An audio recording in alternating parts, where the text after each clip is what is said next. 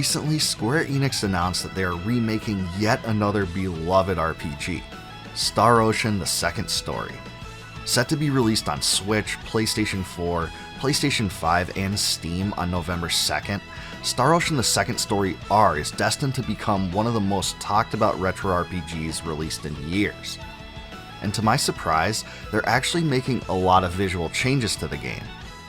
I was able to dive into the game recently, so I wanted to let you all know my thoughts on it. I've already reviewed the original game for the channel, so this video will focus primarily on what I liked and disliked about this newly remade version of the game. As always, for more retro gaming content and classic RPG reviews like this one, please like this video and subscribe to my channel. Square Enix did give me a free copy of this game to play, but all the opinions in this video are mine alone, and no money exchanged hands.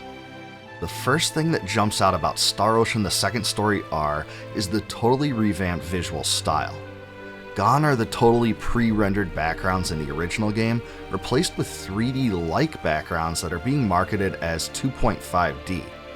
There are also a lot of lighting effects, distance changes, and layers of scenery that give each area a true sense of depth.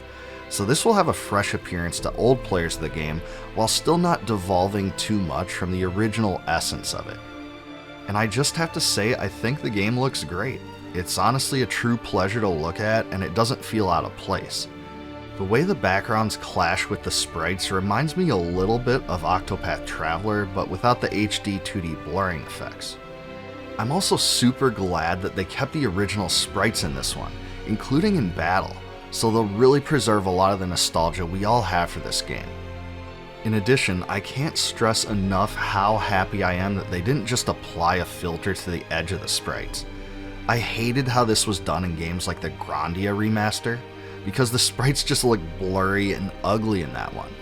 Not here though, because Square Enix did a superb job by preserving the most important part to preserve. The title's main story is fully voice acted too, and it seemed to be pretty professionally done. The character portraits that appear during dialogue were also well made, and look exactly as I would expect them to. I'm personally not a big fan of having their mouths move during the dialogue, but I suppose bringing that up is nitpicking a bit.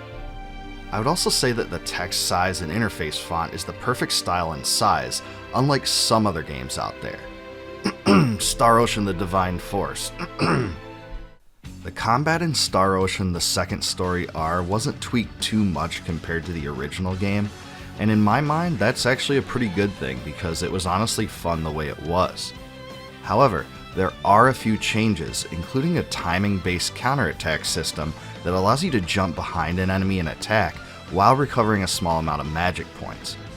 Enemies also have shield values that appear as icons above their head, and when you break enemy shields, all of your party's attacks become critical hits. So this was a very fun mechanic that reminded me a bit of the break system from Octopath Traveler, and it definitely added a new and fun dimension to the game. So yeah, the battles are great, and that's something that worried me a little bit going into this because some of these remakes just try to do too much to the battles.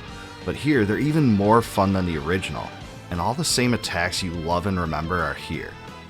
The best part of the whole experience is that while they added a few new dynamics to make combat more interesting, the combat itself still preserves the original feel.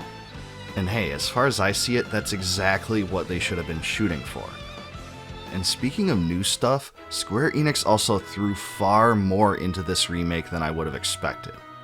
For instance, there are these new raid enemies that appear on the map that you can track down and defeat for special rewards, and they're far more powerful than regular foes too, so it's definitely another thing to keep you busy. There's also instigation points that appear as beams of light that appear all over the world, and when you approach them, you receive special items and experience points. They've even thrown fishing into the game, and this seems to work a lot like it does in the Breath of Fire titles. What I've heard so far of the remastered soundtrack is off the charts awesome too. They're the same songs you remember, all arranged by original composer Motoi Sakuraba himself, and remastered with a live orchestra. So these tunes weren't simply remastered, they were fully remade. And if that wasn't enough, there's even some new songs he created for this game as well. I haven't heard those yet, but I'm certainly excited to.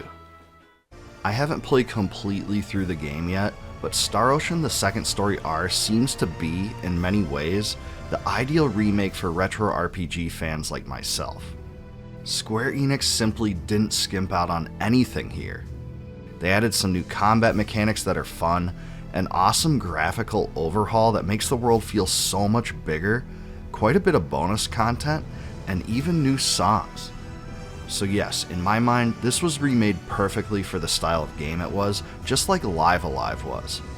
This was because they didn't try to reinvent the wheel or revolutionize the game into something it wasn't or should never be. They just added good changes but kept the spirit of the original game the same. So much so that I hope Square Enix decides to remake games like Bahamut Lagoon and Treasure of the Rudras in a similar fashion.